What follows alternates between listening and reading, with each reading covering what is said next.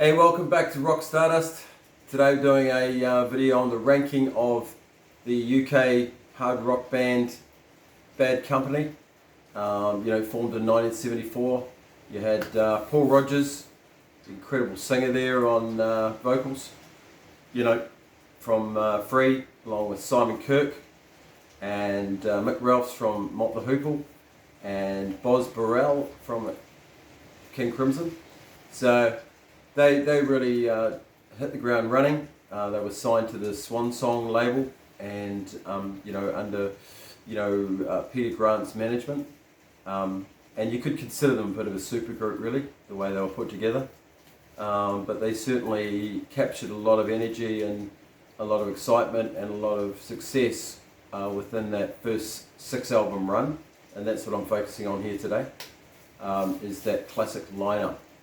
So this is an interesting catalogue because just purely on order, you could flip-flop that and do your ranking, and that would be so easy to do. In fact, a lot of people, that's the way they read it, So it's quite unique in that sense, starting at number one through to the last album in '82. Okay, so my order of ranking. And by the way, before we get started, please do remember to like and subscribe. Throw a comment in the comment section on your selections, and hit the like button. That'd be great. So cheers, helps grow the channel. So my first choice today, I'm going with Bad Company, Rough Diamonds. It came out in 1982, and really is a interesting album because they were on the verge of sort of splitting up as a band, but this one really does have some great tracks on it as well, but not as strong as the others that come before it, in my opinion. But the standouts would be Electric Land. That's really, really cool, that atmospheric song. I love that. And really is the highlight. But yeah, there's still some good selections in here.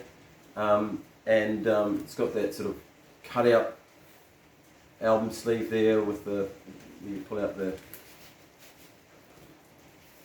there's the inside of it. So, pretty good album.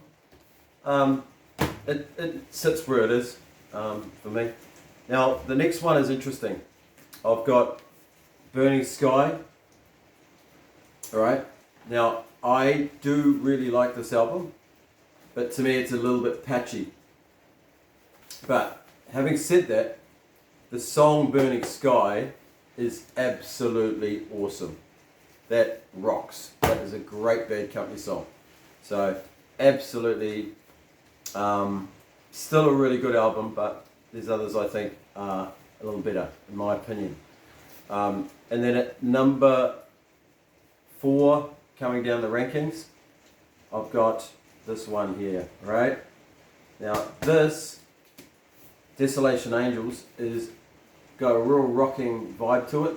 I love, obviously, Rock and Roll Fantasy was a brilliant song, and then you've got Gone, Gone, Gone's the other killer for me.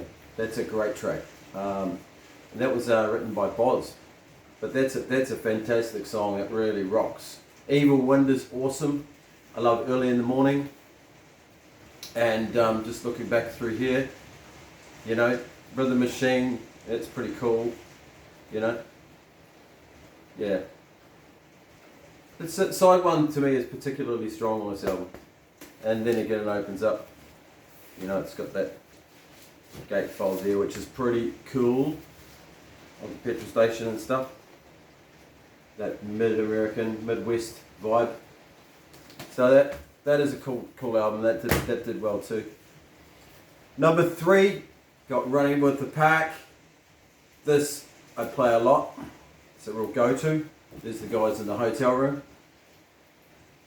Fantastic stuff.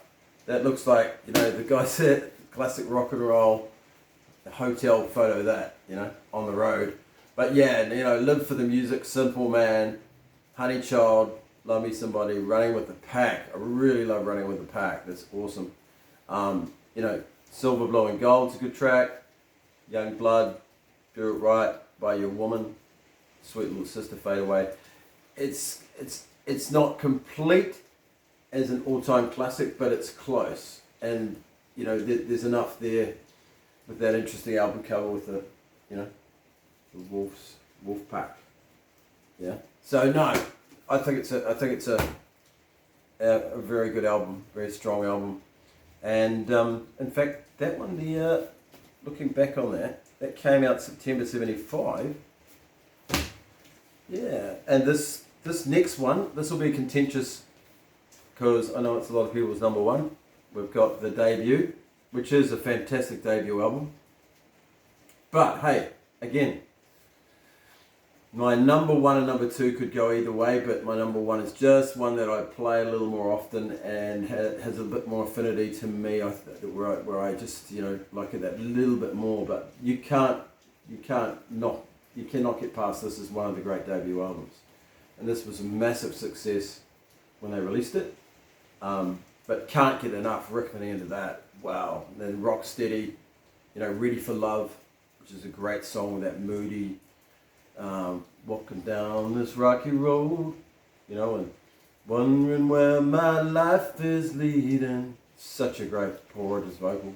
And that guitar solo from Mick is really cool. Then you got Bad Company, the song itself, which is brilliant. You know, that the piano takes you to the, you know, the Midwest America. You know, it's a statement, and it's a song that, you know, is just defines Bad Company with that classic, you know, the piano, the Paul Rodgers, amazing vocal, but then kicks in with the band, you know, giving it that hard rock edge, and yeah, it's amazing. Yeah, then Moving On's on this album as well. Hang on a second. And Seagull. Okay. Well, maybe there's a reason why it's a lot of people's number one album. I can get that fully. Yeah, that is a great album. So, number one, I've got the mighty Straight Shooter with that Casino album cover. Absolutely outstanding. You know, again, it's, you know, got all of these cool elements. Good Loving Gone Bad rocks hard. That is a great riff from Mick Ross and a killer vocal from Paul Rodgers. It is just stunning, and I love the drum group, Simon Kirke, the way he locks in with Boz, you know. Obviously, Feel Like Making Love, which is a classic, you know, song it is. Weep No More. Shooting Star is a favourite. I love that story. I think, you know, there's you know, talk that, you know, Paul Rodgers, you know, was really inspired by Paul Kossoff's death, you know, from Free, that great guitar player, and Jimi Hendrix inspired it as well. Deal with the Preacher kicks ass.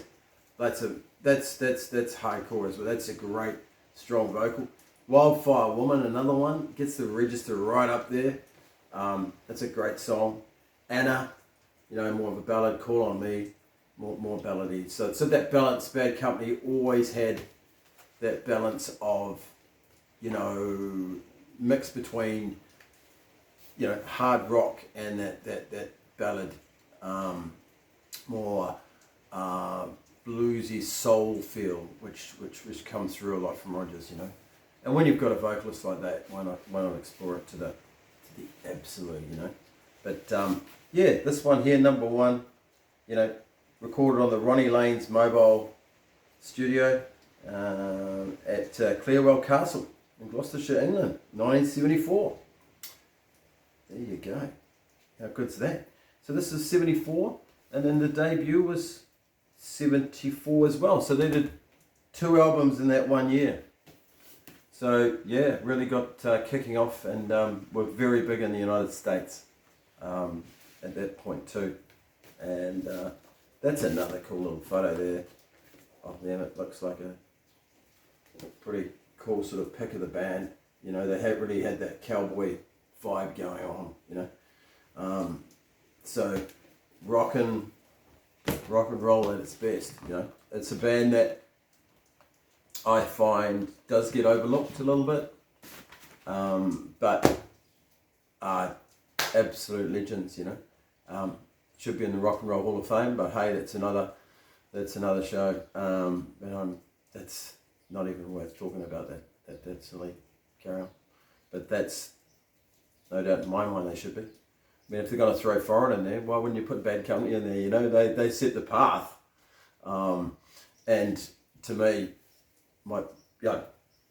Bad Company is the wins the battle on that. But so yeah, there's the order. So that's going through that again. We've got Rough Diamonds number 1.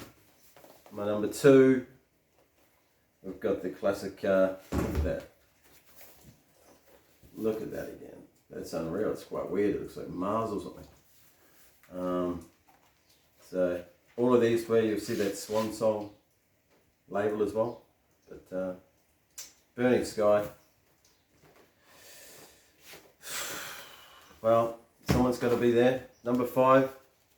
And clearly, you know, that Desolation Angels, number 4. Running with the Pack, number 3. Bad Company, number 2. And Straight Shooter, number 1. Hey, thanks for watching this quick video on the Bad Company catalogue. Could dig a lot deeper. Just wanted to share that. It's a band I really enjoy.